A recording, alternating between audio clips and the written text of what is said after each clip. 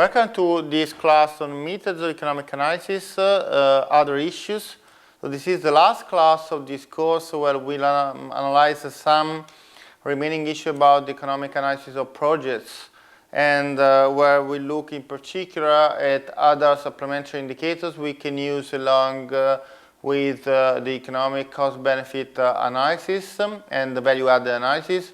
And when we'll have a final focus on externalities, in particular on the potential quantification of non-market externalities. So accordingly, the outline of this class is organized as follows. First of all, we'll talk about supplementary indicators that we can use in addition to the methods that we already analyzed. Then we'll talk in general about the appraisal of externalities. And then we'll conclude the class with the focus on non-market externalities. So let's start from supplementary indicators. So supplementary indicators reflect fundamental development objectives that the national government can have in a given policy, and so can be relevant for the final appraisal, evaluation, and decisions about an important project. The typical supplementary indicators that are considered in the economic analysis of a project are the following: the employment effect, the distribution effect, the net foreign exchange effect, and international competitiveness.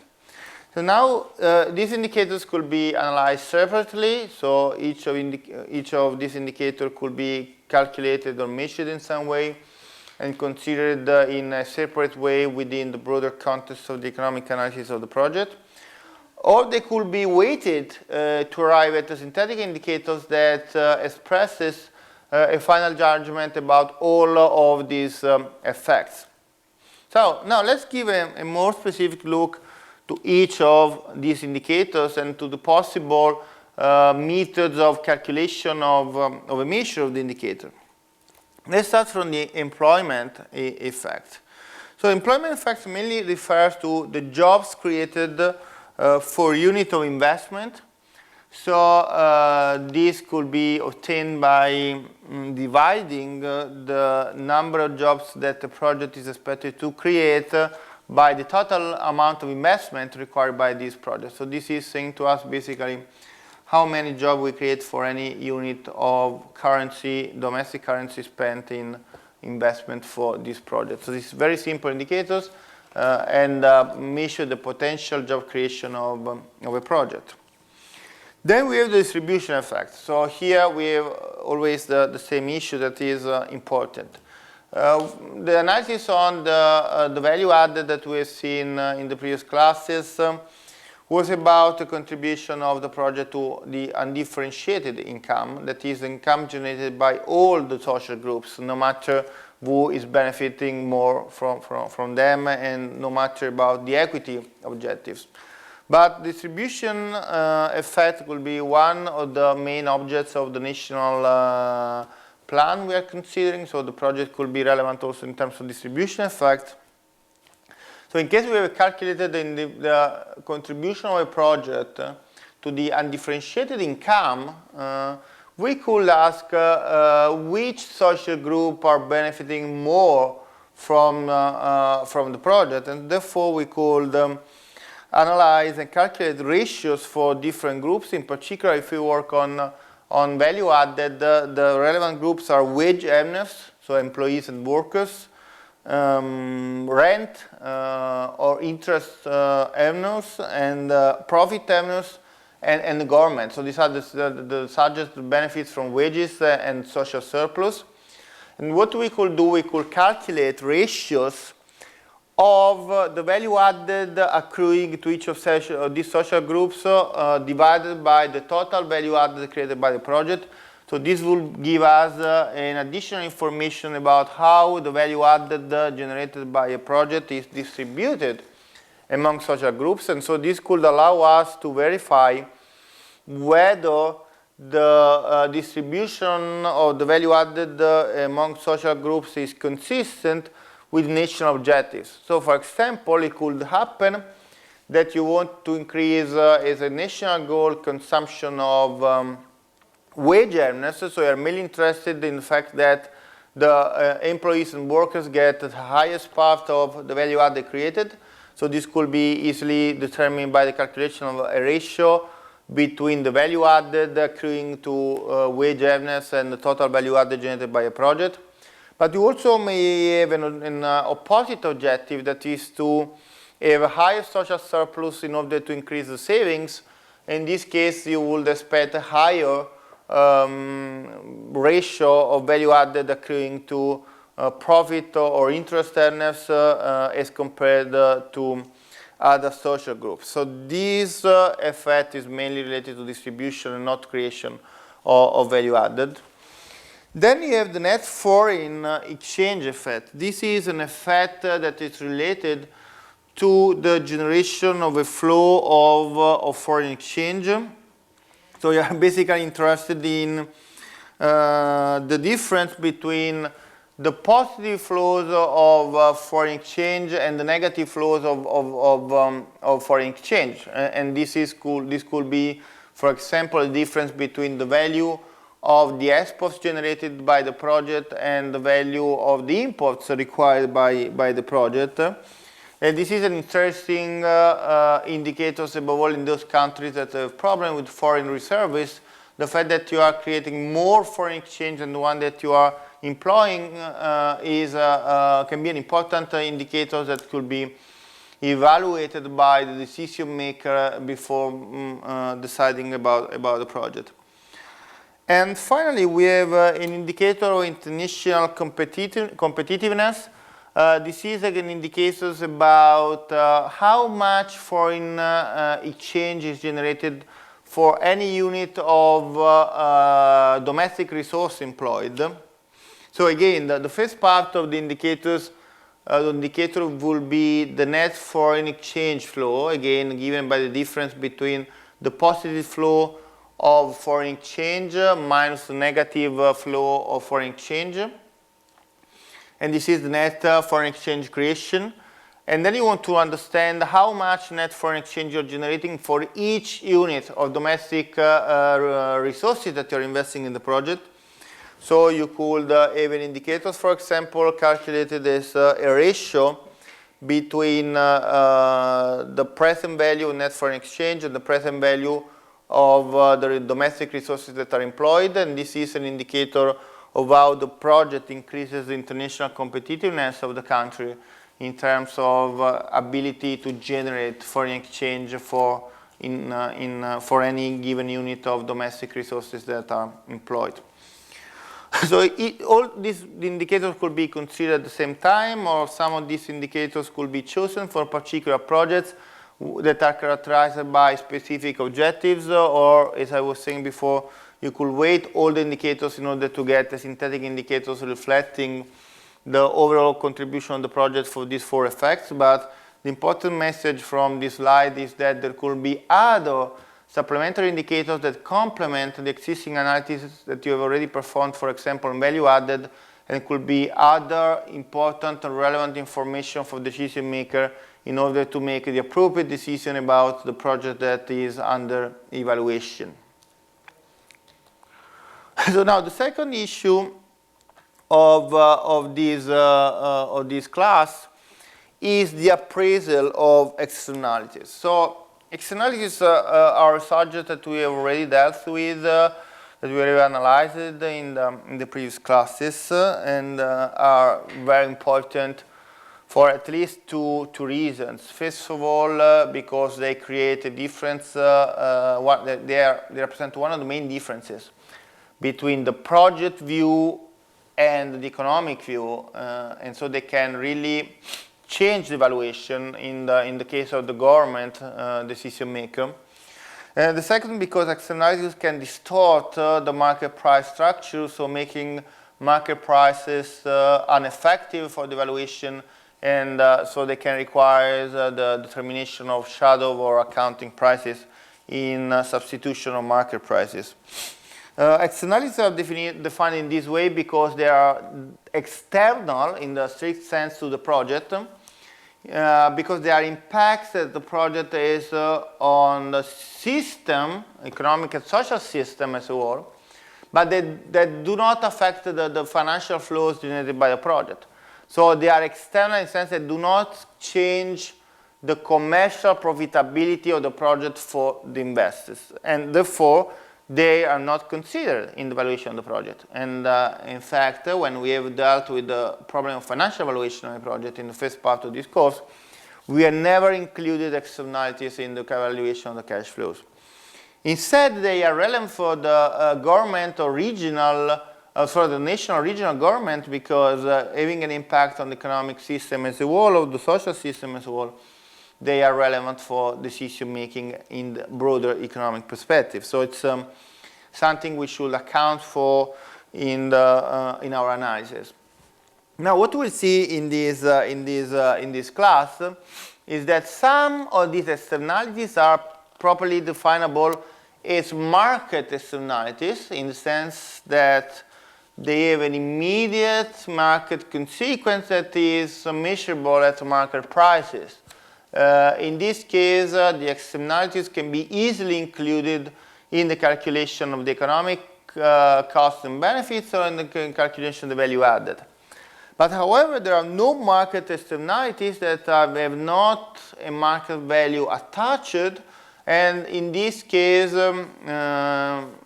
it's harder to provide a quantification from a monetary point of view. So in some cases they are quantifiable, adopting some methods. In other cases they remain non-quantifiable. But the real problem here is that the fact that an externality is not quantifiable does not mean that it's not relevant for our decision, because there could be non-market externalities that indeed are really relevant for the decision making within an economic perspective. And therefore, even though they are not quantifiable, these non-market externalities should be anyhow considered in a qualitative way before making a final decision about a project. So we'll distinguish here market and non-market externalities, because they are valued in a different way, or in case of non-market externalities, they could not be even evaluated from a monetary point of view. But clearly they all have to be considered by the decision maker within the economic perspective, because they could be relevant for the wider system of a country. So in order to appraise the externalities of a project, the first step that we have to do is provide a classification of externalities. And a first group of externalities is one of economic externalities that includes some different types of externalities. First of all, we have project externalities intended as project contribution to economic development. So here we are talking about all the external effects that a project has on the economy as a whole, that do not affect directly the financial flow of the project, but are relevant for other economic activities that are present in the country.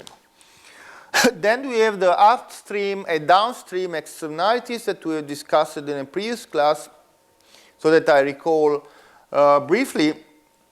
Upstream externalities means that the project has beneficial effects for the supplier of inputs. So the project not only generates outputs, the new resources, but also generates high demands for inputs. So therefore we have a positive upstream effect, or the project, if it's importing the inputs, could reduce the demand for the local inputs, and so having negative upstream externalities that are quite easily quantifiable as they are market externalities. They're actually a market value attached. Downstream externalities means that by a project that increases the production of inputs can have a positive effect on the production of intermediate products. And in the previous class, we reported the example of an increase in the cotton production that had an effect on the production of textile in the same country. Also in this case, we are clearly talking about market externalities. And then we have life cycle impacts, in the sense that a project is a given life cycle, and different life cycle can have different kinds of externalities. The typical example is the one of the disposal of products once they are used. It can happen that the cost of disposal of a product is not included in the cost of the inputs of a project. So this is an externality because it's not properly included in the pricing of the inputs. But it's a cost for the society as well. Let's consider, for example, the cost of collecting plastic goods. If the producer of plastic goods is not paying a tax or a contribution for the collection of the plastic good once they are used, the cost of collecting and recycling the plastic goods is upon the society, and therefore it's an externality that is relevant for the economy, but not relevant for the producer of the good once, at least until the cost of collection and recycling is not included into the pricing of the inputs. And then we have social externalities that are more difficult to be quantified, and these are typical non-market externalities. Let's think, for example, about cultural externalities where a project could have a negative impact on existing uses and tradition of a population. Or let's consider, for example, displacement, where a given production requires the displacement of a population. And in these cases, there are some dimensions that are quantifiable, but there are clearly some other dimensions that are equally relevant, but are not immediately measurable because are very far from markets. Then we have technological externalities, and technological externalities are related to the development and use of a technology in a project. So it could happen that the development of a technology in a specific project can be used by other activities in the economy. So there is the typical spillover effect. So a project using a high imported technology can generate spillovers to local firms, for example, through learning effects. So, for example, the workers could be trained to use the new technology, and then they will become skilled workers that could be employed in local projects that otherwise could not have employed these skills and this technology. So technology can have an effect that is external to the project because it does not generate immediate benefits for the project, but it could be relevant for other activities in the economy. A particular type of technological externalities is represented by environment and habitat. So in case the project employs a technology that is dangerous for the environment of the local natural habitat, then here I have a negative externality that probably in some cases is measurable, in some other cases not measurable, but is anyhow important before making a decision about this project.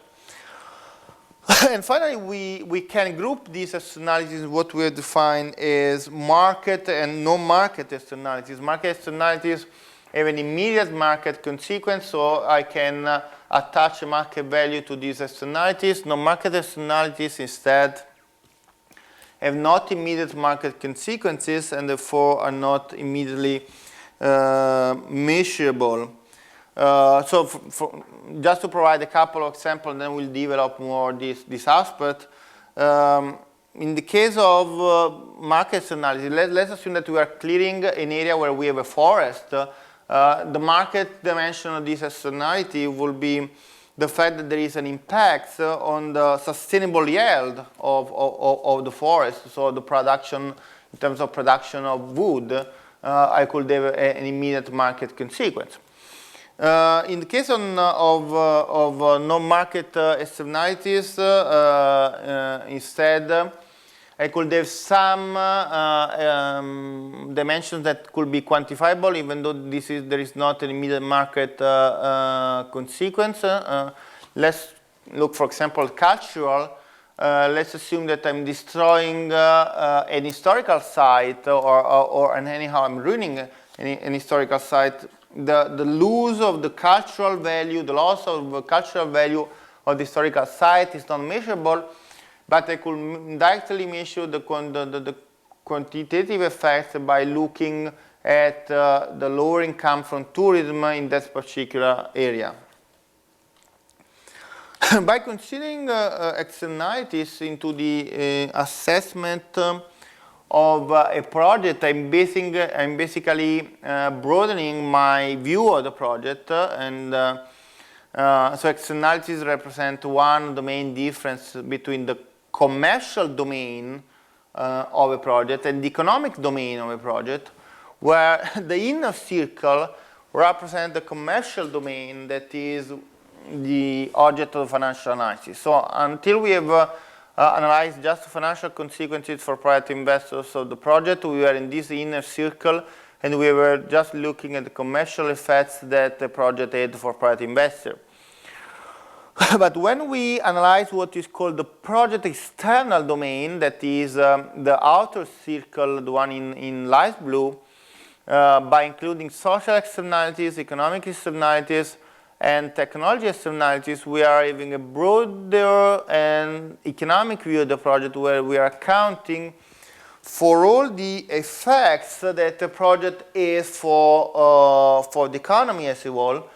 And therefore, we more deeply understand the real consequences that the project has for national objectives. So it's very important to extend our view of a project when we pass from the financial to the economic perspective by including the external domain represented by the externalities generated by a project. So this is probably the most important and critical issue that a decision maker is to consider when it's passing from the commercial analysis to the economic analysis of a project. So now let's look at the last topic, and the last topic is about non-market externalities. So again, here non-market externalities are really the most complicated task for the evaluator, the analyst of the project, because externalities are in general difficult to be individuated and then examined, and included into evaluation model. Market externalities can be included in once identified. So let's take another example just to make that clear. Let's imagine that a new project is going to use water, a given amount of water that otherwise would be used for the irrigation, and so will be used for the farming industry. In this case, the negative externality that the project can generate for the economy as a whole is a market one, because the fact that they have less water for the farming industry will reduce the crop yields. So the reduction in the value of the crop yields is one market indicator of market externalities. But there are some externalities related to culture, environment, traditions, history, social equality, that have not market parameters attached. So here we have a difficulty, and we have to understand under which condition we have the possibility to arrive anyhow to some kind of monetary quantification of the externalities, or if we have to evaluate the externalities only from a qualitative point of view, because any trial of quantification will be useless, will be too subjective, and will bring to some non-reliable result. So when we are talking about non-market externalities, we have to make a further distinction between monetary quantifiable externalities, so externalities that involves a potential monetary quantification, and externalities that instead remains non-quantifiable, The latter type of externality will be clearly out of the quantification. It will be not out of the analysis, because even though an externality is not quantifiable, I would like to stress this point, is anyhow relevant for the project appraisal, but simply is to be considered in the analysis in a different way, given that I could never try to have a quantitative parameters to be included in the analysis. So this kind of analysis will be analyzed, but separately from the quantitative methodology, because I have no way to determine the monetary value. Instead, is concerned the externalities that can be monetary quantifiable. We have two different families of approaches to determine the monetary values. These approaches are typically defined as direct and indirect. The direct approaches typically involve surveys of the impacted population or models of the monetary equivalent value. So we have either surveys or models that allows us to determine some monetary value. Or the process could be indirect in the sense they infer the value of the externalities from the observed behavior of the subjects that are affected by externalities. So these two methods brings to different estimation of the non-monetary benefit and cost on the of a project, so of the estimation of non-monetary externalities. Because in the case of an indirect approach, we look at what we can define as revealed preferences. What are revealed preferences? Revealed preferences are the preferences that I can observe from the actual behavior of the subjects that benefit to suffer from the externalities. So from this behavior, I could, for example, reconstruct the demand of the cost function, the rule for how price changes, and the observed changes in some related activity to the activities of the project, and so on. So in practice, we talk about revealed preferences because we don't know the preferences, so we don't know what are the utility function of the subjects that are affected by the externalities, but as they behave in a certain way, I can infer the utility function, and therefore I can try to find some monetary equivalent of the externality. In the case instead of the direct approaches I was mentioning before, we typically use expressed preferences. That means that preferences are expressed by the individuals themselves that response through their response to surveys or questionnaire about what we have defined willingness to pay for benefits or willingness to avoid some costs. So here in particular we will dedicate some attention before we end this class to the second type of methods, so to direct methods that try to reveal and to detect the preferences of the individual by directly asking them or by directly modeling them from theoretical considerations or from historical statistical information. So here are the main direct monetary methods for the assessment of non-monetary externalities or non-market externalities. So these are methods that adopt a direct approach to determine some monetary equivalent methods for those that, however, will be non-market externalities. So they are applied to that part of externalities that even though are non-market nature, they are subject to potential measurement. I will first mention all the methods, and then I will describe each of them in a more detailed way. So the methods are those response methods, human capital approach, labor market, wage risk studies, cost saving or cost impact methods, surveys. So the first method, that is the dose response method, uses a theoretical model to assess how a project induces changes in physical assets, and then how these changes in the physical assets are reflected into changes in the value, in economic value. So in the end, starting from the impact of the project on physical assets, I'm able to determine from a theoretical point of view what is the final impact of a project, also on the economic value in particular, on some external effects of a project. Then I have the human capital approach. This method has the main objective of assessing the costs associated with health impact.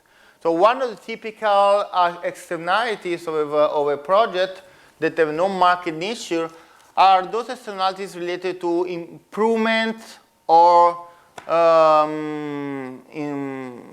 worsening of health condition of the population. And clearly the health dimension is very hard to be measured, but the human capital approach tries to relate the health conditions, so the health externalities, to the cost to the cost of the health system. So in the case of positive externalities that improve the health condition, I will have a decrease in the health, in the cost of the health system. The contrary will be true if I have externalities that determine poor health condition of the population. And these approaches are typically based on historical data. Then I have the labor market studies. The idea of these studies is to use risk compensation data for occupation with different levels of risk and model them based on historical information. So this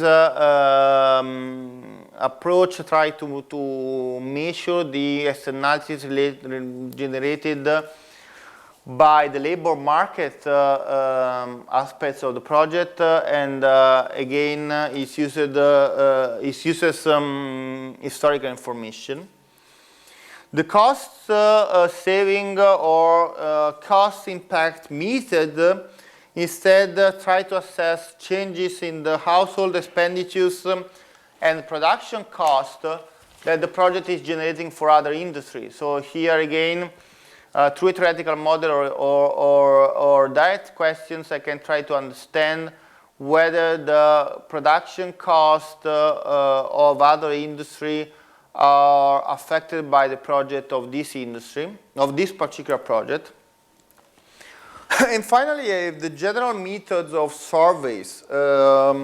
Surveys are typically delivered to subjects that are affected or potentially affected by the externalities of the project, and try to understand what is the perception and evaluation of these externalities by these subjects in order to understand whether there is an economic values in the externalities that I have identified for this project, and if there is some way to assess, based on individual responses, the values of externalities.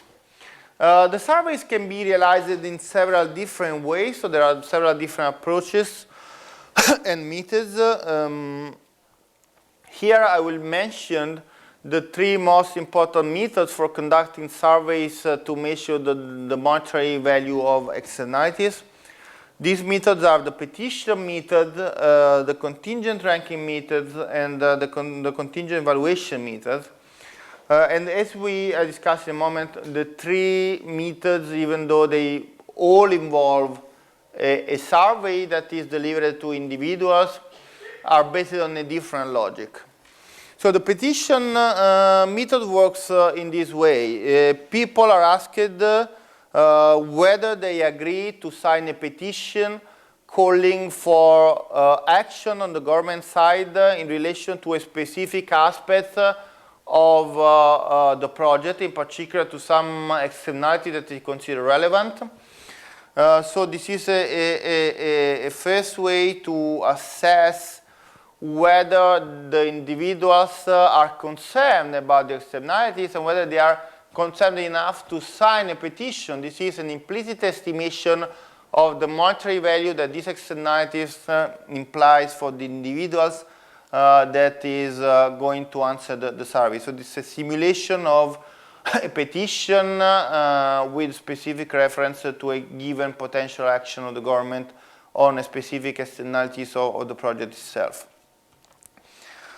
Second method I was mentioning is the contingent ranking methods. In this case, the subjects that are to whom the survey is delivered are presented different scenarios where they are asked about the development of the condition, the local environments, and the related fees. So the idea is presenting scenario where some specific condition of the environment can be improved, and with the related cost, so that the individual in theory can compare the value that he perceives about the improvement in the environment, in the general environment, with the fee, the cost of that improvement.